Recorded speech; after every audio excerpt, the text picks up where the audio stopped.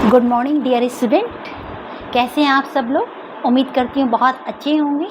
बच्चों, काफ़ी दिन हो गए मैंने आपका कोई यूट्यूब पे लेसन डाला नहीं है, तो आज मैं लेकर प्रस्तुत हूँ कक्षा 10वीं course B CBSE syllabus course B पुस्तक स्पर्श भाग 2 का पाठ ततारा वामिरो कथा।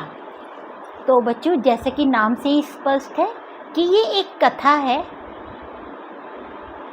तो बच्चों इसका पाठ प्रवेश और इसकी एक संक्षिप्त रूप में कहानी मैं आपको समझाने का प्रयास करती हूँ। आशा करती हूँ कि आपको अवश्य समझ में आएगी।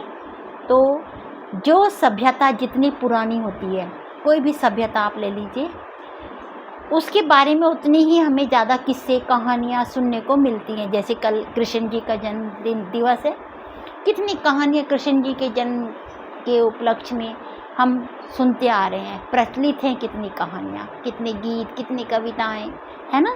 तो उस तरीके से हर सभ्यता की कहानी किससे हमें पता चल जाते, इतिहास को हम पलट के देखें तो। किससे ज़रूरी नहीं कि सचमुच उसी रूप में घटित हुए हों जिस रूप में हमें सुनने या पढ़ने को मिलते हैं। हाँ, लेकिन इतना ज़रूर है कि इन किस्सों में कोई ना कोई संदेश या सीख, कोई मोटिवेशन अवश्य होता है।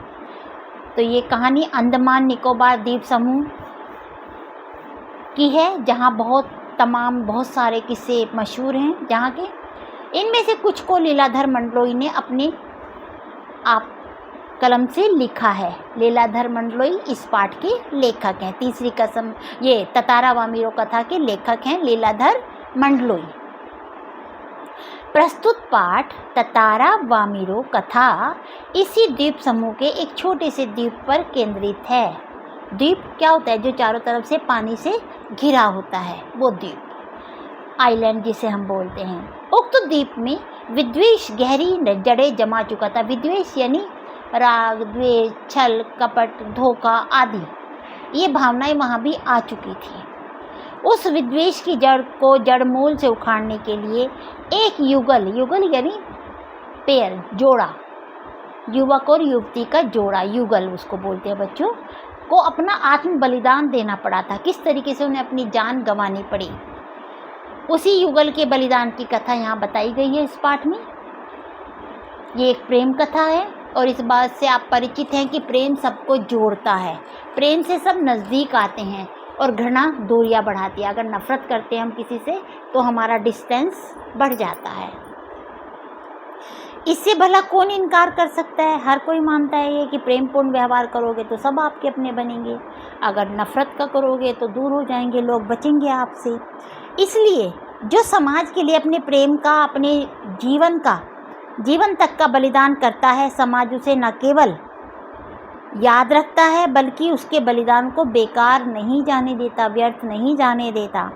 यही वजह है कि तत्कालीन समाज के सामने, उस समय जब ये घटना घटी होगी, उस समय के समाज के सामने एक मिसाल कायम करने वाले इस युगल को, इस जोड़े को आज भी उस द्वीप के निवासी गर्व और श्रद्धा के साथ याद करते हैं। तो बच्चों, चलिए संक्षेप में इसकी कहानी हम सुनते हैं, पढ़ते हैं। तो अंडमान निकोबार द्वीप समूह एक के अंतिम किनारे पर दक्षिण द्वीप है, लिटिल अंडमान जिसका नाम है। यह पोर्ट ब्लेयर से लगभग 100 किलोमीटर दूर स्थित है। इसके बाद निकोबार द्वीप समूह की श्रृंखला यानी चेन, जंजीर श्रृंखला यानी स्टार्टिंग हो जाती है, एक के बाद एक शुरू हो जाता है। तो जो निकोबारी जनजाति आदिम संस्कृति के केंद्र हैं। निकोबार द्वीप समूह का पहला प्रमुख द्वीप है कार निकोबार, जो लिटिल अंडमान से 96 यानी 96 किलोमीटर दूर है। निकोबारियों का विश्वास है कि प्राचीन काल में ये दोनों द्वीप एक ही थे। इनके विभक्त यानी इनके डिवाइड होने के लिए, विभाजित होने के लिए, क्यों ये अलग अलग हो गए, उसके लिए एक लोक कथा है जो आज भी याद की जाती है। तो बच्चों, उस कहानी के बारे में पढ़ते हैं कि सदियों पहले जब लिटिल अंडमान और कार निकोबार आपस में जुड़े हुए थे, उस समय की बात है ये। वहाँ एक सुंदर सा गांव था, पास। गांव का क्या नाम था? पास।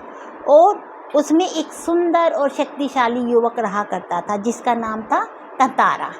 जिसे लोग बहुत पसंद करते थे, क्योंकि ततारा एक बहुत ही नेक, दयालु, बहादुर युवक था।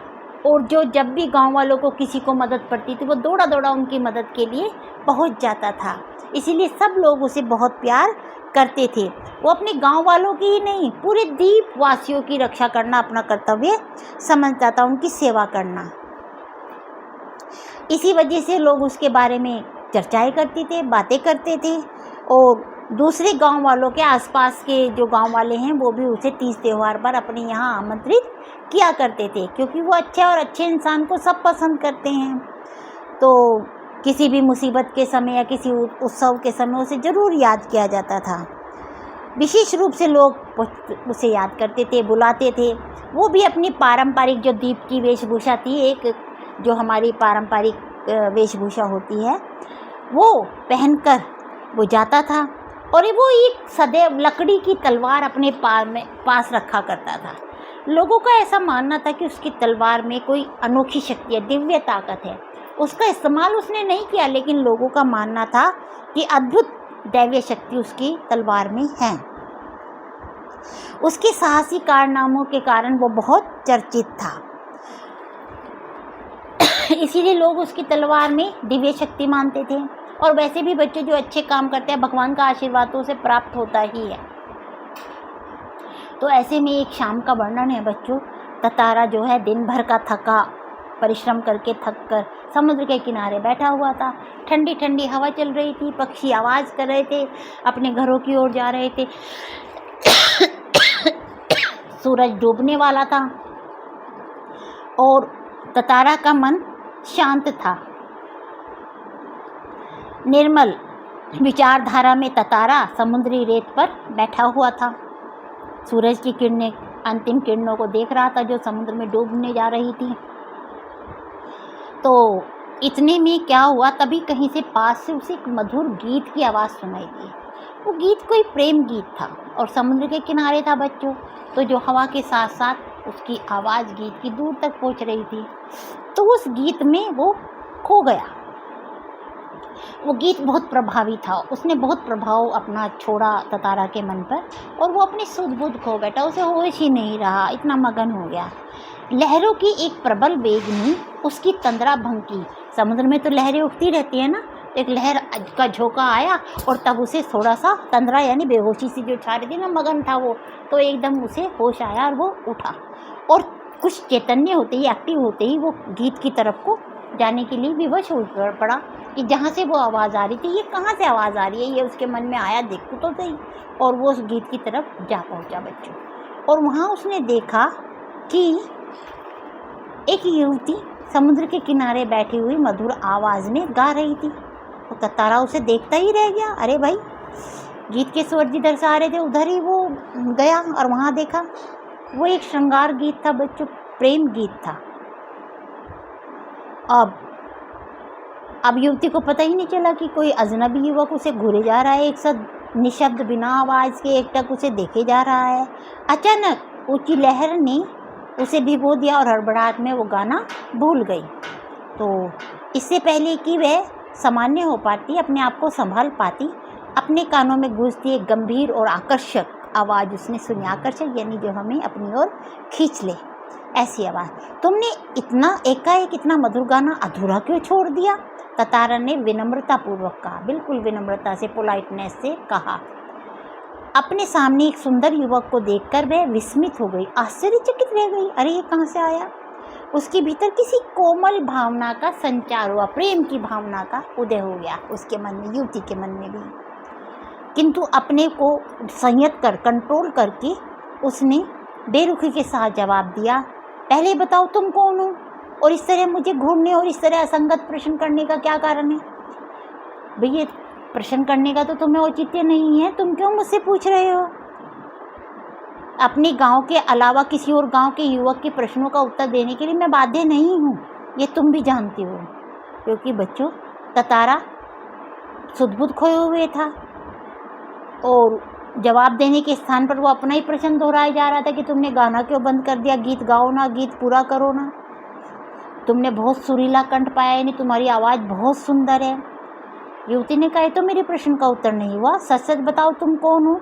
लपाती गांव में तो तुम्हें कभी नहीं देखा। युवती कहाँ की थी बच्चों? लपाती गांव की। युवती का नाम था वामीरो और कहाँ की थी वो? लपाती गांव की। तो युवती जो है थोड़ी सी झल्ला उठी, कुछ सोचने लगी। अंततः उसने विनम्र निश्चयपूर्वक एक बार पुनः लगभग विरोध करते हुए कड़े स्वर में उसने कहा कि दृढ़ता की भी हद है, तुम तो जिद पे उतर आए हो। जब से परिचय पूछ रही हूँ और तुम बस एक ही राग लाप रहे हो, गीत गाओ गीत गाओ। क्या तुम्हें गांव का नियम नहीं मालूम? कि इतना बोलकर वह अपने घर जाने के लिए तेजी से मुड़ी। ततारा को कुछ होश आया कि तो जा रही है। उसे अपनी गलती का एहसास हुआ और उसके सामने रास्ता रोककर मानो उससे रिक्वेस्ट गिड़गिड़ाने लगा, रिक्वेस्ट करने लगा, मुझे माफ़ कर दो। जीवन में पहली बार ऐसा हुआ है कि मेरे मन में इतनी उथल पुथल मच गई है तुम्हारे गीत को सुनकर और तुम्हें देखकर। यानी दोनों के मन में प्रेम भावना का संचार हो रहा था। उसे अपनी गलती का एहसास हुआ। उसने युवती से उसका नाम पूछा। युवती ने जाते जाते उसका नाम, अपना नाम बताया, वामीरो। उसका नाम था वामीरो। उसे लगा कितना सुंदर नाम है, कल भी यहाँ आओगी ना? ततारा ने के स्वर में याचना थी। याचना यानी प्रार्थना थी। नहीं, शायद कभी नहीं। लेकिन बच्चों क्या हुआ? प्रेम सबको जोड़ता है। और ये उम्र भी थी, युवक थे दोनों, युवक और युवती जवान थे। तो युवती जो है अब वो चली गई नहीं कह के, लेकिन ततारा ने कहा कल मैं फिर इसी चट्टान पर तुम्हारी प्रतीक्षा करूँगा, वेट करूँगा। ऐसे हो गया। जब वामीरो घर पहुँची बच्चों, तो उसके बेचैनी उसके मन में आ गई। उसने दरवाज़ा बंद किया और छटपटाहट थी, झूठी छटपटाहट थी, झल्लाहट थी। और वो अपने मन को किसी और दिशा में ले जाने का प्रयत्न करने लगी कि मैं ततारा की तरफ से अपना ध्यान हटा लूँ। लेकिन ऐसा नहीं हुआ। बार बार उसे ततारा का ही ख्याल आने लगा। उसने ततारा के बारे में, उसकी वीरता के बारे में, उसकी नेक दिली के बारे में बहुत कहानियाँ सुनी हुई थी। तो वो उससे प्रभावित तो पहले ही थी और आज उसने उसे प्रत्यक्ष रूप में अपने सामने भी देख लिया था। तो उसने सोचा कि ये तो गांव की परंपरा के विरुद्ध था, क्योंकि गांव में उस समय ये परंपरा थी कि किसी भी युवक युवती का विवाह अपने ही गांव के युवक और युवती से होगा, किसी अन्य गांव के युवक से विवाह नहीं हो सकता। ये वामीरो को भी पता था और ततारा को भी पता था, लेकिन दोनों प्रेम के आगे विवश थे। उसने सोचा मैं उसे भूल ही जाऊँ तो अच्छा रहेगा, श्रेष्ठ रहेगा। और लेकिन उसे बार बार वो निर्निमेष बिना पलक झपकाए एकटक ततारा का याचना भरा चेहरा याद आता रहा। अब किसी तरह रात बीत गई। दोनों का हृदय दुखी था, व्यथित था। इधर ततारा का भी वही हाल था। उसे पूरा दिन आँच रही, ठंडा आँच रही थी, जिसमें कोई जोश ना हो, उमंग ना हो, गर्मी ना हो, एनर्जी ना हो। ऐसा ठंडा सा उबाऊ सा लगा। जैसे जैसे दिन गुजरे उसे शाम की प्रतीक्षा होने लगी, जल्दी शाम हो और वो वामीरो से मिलने समुद्र के किनारे जाए। ऐसा पहली बार उसके जीवन में हुआ था। वो खुद आश्चर्य था कि उसे हो क्या गया, उसकी भावनाओं पर उसका नियंत्रण क्यों नहीं है, कर नहीं पा रहा था। दोनों बस सिर्फ प्रतीक्षा थी उसे शाम होने की, और वो प्रतीक्षा थी समुद्र के किनारे। वो बैठ गया जाकर, और जैसे समुद्र में सूरज डूब रहा था वैसे उसे भी प्रतीक्षा थी, लेकिन ऐसे ही थी जैसे सूरज डूबता जा रहा है, वैसे वैसे उसकी आशा, जो उम्मीद थी, वो डूब ना जाए अगर वामीरो ना आई। तो वो अचानक बच्चों जब वो देख रहा था तो अचानक उसे नारियल के झुंड में, समुद्र के किनारे नारियल के वृक्ष होते हैं, उसे वहाँ झुंड में एक सरसराहट सी दिखाई दी और उसने एक आकृति को देखा और उसकी खुशी का ठिकाना नहीं रहा कि वो वामीरो थी। इस तरीके से वामीरो भी आकर ठिठक गई। दोनों एक दूसरे से कुछ नहीं बोले, घंटों एक दूसरे को देखते रहे। जरूरी नहीं बच्चों प्यार में कुछ बोला जाए, बिना बोले भी आप एक दूसरे की बात समझ सकते हैं। वो गाना सुना है ना, कुछ ना कहो, कुछ भी ना कहो, क्या कहना है, क्या सुनना है। तो बच्चों प्यार ऐसी चीज़ है कि बिना कहे आप एक दूसरे के मन की बात समझ सकते हो। दोनों निश्चल थे, उनके मन में कोई छल कपट नहीं था, निशब्द थे, कोई आवाज़ नहीं थी। इस तरीके से बच्चों दोनों एक दूसरे से चुपचाप मिलने लगे। लेकिन हमारा समाज कब छोड़ता है किसी को? दोनों के मिलने की भनक लोगों को लग गई। एक दो युवकों ने देख लिया उन दोनों को मिलते हुए। ततारा पासा गांव का था, वामीरो लपाती गांव की थी। अब दोनों का संबंध संभव नहीं था, तो लेकिन फिर भी दोनों मिलते रहे और अपने दोनों जो थे मन को समझाने का प्रयास किया, लेकिन दोनों अडिग थे। वो एक दूसरे से ही विवाह करेंगे, ये अफवाहें उनकी प्रेम की फैलने लगी और फैलते फैलते वामीरो की माँ के कान तक भी पहुँच गई। तो बच्चों, कुछ समय बाद पासा गांव में पशु पर्व का आयोजन था। पहले मनोरंजन के लोग कबड्डी, कुश्ती, पक्षियों की प्रतियोगिता, पशु पक्षियों की प्रतियोगिता, ये सब चीज़ें होती थी। तो पशु पर्व था। पशु पर्व यानी जानवरों का उत्सव, पशुओं का उत्सव, जो त्यौहार मनाया जाता है वो था। तो आयोजन हुआ। अब हंस पशुओं के प्रदर्शन थे, लोग एग्जीबिशन लगा रहे थे। अतिरिक्त पशुओं से युवकों की शक्ति परीक्षा प्रतियोगिता भी होती है, वो भी थी। अब वर्ष में एक बार सभी गांव के लोग हिस्सा लेते थे। इसमें नृत्य, संगीत, भोजन आदि का भी आयोजन किया गया था। अब इसमें वामीरो भी अपनी माँ के साथ आई हुई थी। अनेक कार्यक्रम शुरू हो गए, ततारा भी, लेकिन इन कार्यक्रमों में उनका तनिक भी मन नहीं था। उसकी व्याकुल आंखें तो वामीरो को ही ढूंढ रही थी। अचानक उसने देखा कि वामीरो वहाँ पेड़ के पीछे, नारियल के पेड़ के पीछे उसे झांक रही है। तो कुछ आंखें वो समझ गया ये वामीरो है। वो वहाँ गया और उसे देखते ही वामीरो फूट फूट कर रो पड़ी। उसे रोते देखकर तो वामीरो की माँ भी वहाँ आ गई और उसने ततारा को बहुत बुरा भला कहा। आग बबूला हो उठी वो, और गांव वाले भी इकट्ठे हो गए। सबके सामने उसने ततारा का बहुत अपमान किया और ततारा को बहुत बुरा लगा कि कहाँ तो लोग उसका इतना सम्मान करते हैं, इतनी इज्जत देते हैं, इतना प्यार देते हैं, और कहाँ आज ये अपमान झेलना पड़ रहा है। विरोध में उसके लोग आवाज़ उठाने लगे। अब ततारा भी गुस्से में भर गया। उसे विवाह की जो निषेध परंपरा थी कि एक गांव के अलावा दूसरे गांव में विवाह नहीं हो सकता, इसको उसे दुख हुआ, बहुत ज़्यादा दुख हुआ। और अपनी असहायता पर खींच भी कि वो कुछ सहायता नहीं कर पा रहा, अपनी ही नहीं कर पा रहा। उसे उस पर खींच मच गई, अपने ऊपर गुस्सा आ गया उसे। तो अब क्या हुआ बच्चों, वामीरो का रोना उसके दुख को और गहरा कर रहा था। वो कुछ देर विचार करता रहा और अचानक उसका हाथ कहाँ पहुँच गया बच्चों, अपने तलवार की मूठ पर, हैंडल पर। मूठ यानी तलवार का हैंडल, उस पे पहुँच गया और उसने उस तलवार को निकाल लिया जिसका उपयोग उसने अब तक नहीं किया था, प्रयोग उसका। और तलवार को ज़मीन में रखकर पूरी ताकत से उसे खींचने लगा तलवार को। पसीने पसीने हो गया वो, और खींचते खींचते एक लकीर खींच गई।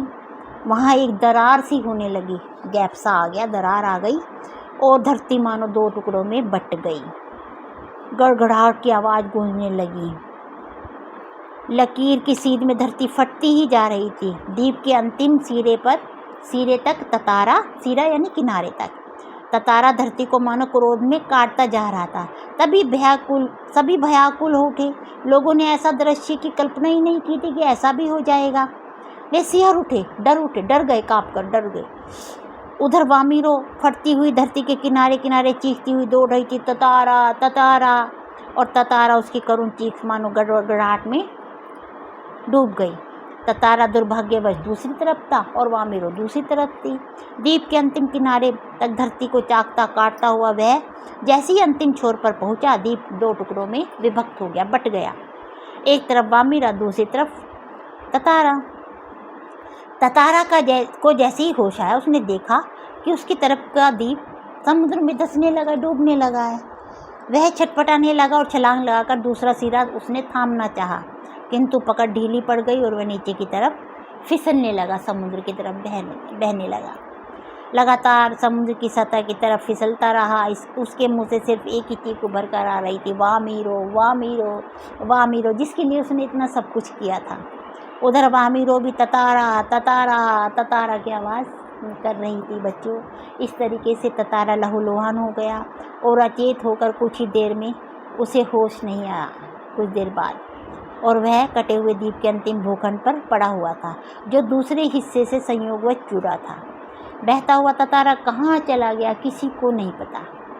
क्या हुआ उसका कोई नहीं जानता। इधर वामीरो पागल सी हो गई जब ततारा ही नहीं रहा, और वह हर समय ततारा को खोजती, उसी जगह पहुँचती जहाँ घंटों बैठी रहती, जहाँ वो मिलते थे। उसने खाना पीना भी छोड़ दिया। परिवार से वह एक तरह से विलग हो गई, बिल्कुल अलग हो गई। लोगों ने उसे ढूंढने की बहुत कोशिश की, किंतु उसका कोई सुराग नहीं मिला। तो बच्चों, आज ना ततारा है ना वामीरो है, किंतु उनकी जो प्रेम कथा है वो घर घर पे गाई जाती है। निकोबारियों का मत है कि ततारा की तलवार से कार निकोबार के जो 2 टुकड़े हुए हैं, उसमें दूसरा लिटिल अंडमान है, जो कार निकोबार से आज 96 किलोमीटर दूर है। निकोबार इस घटना के बाद एक दूसरे गांव में संबंध बनाने लगे। दूसरों का तो भला हुआ ना, उन्होंने अपना बलिदान दे दिया। ततारा वामीरो की त्याग में मृत्यु शायद इसी सुखद परिवर्तन के लिए थी कि लोग अपनी गलती मानें और विवाह संबंध को निषेध ना करें, दूसरे आसपास के गांव में भी शादी का संबंध बनाए रखें। तो ये थी बच्चों कहानी, बहुत ही सुंदर पाठ है ये, और उम्मीद करती हूँ आपको समझ में आएगा। इसके प्रश्न उत्तर भी बहुत ईजी हैं, आप कोशिश कीजिएगा। खुश रहिएगा।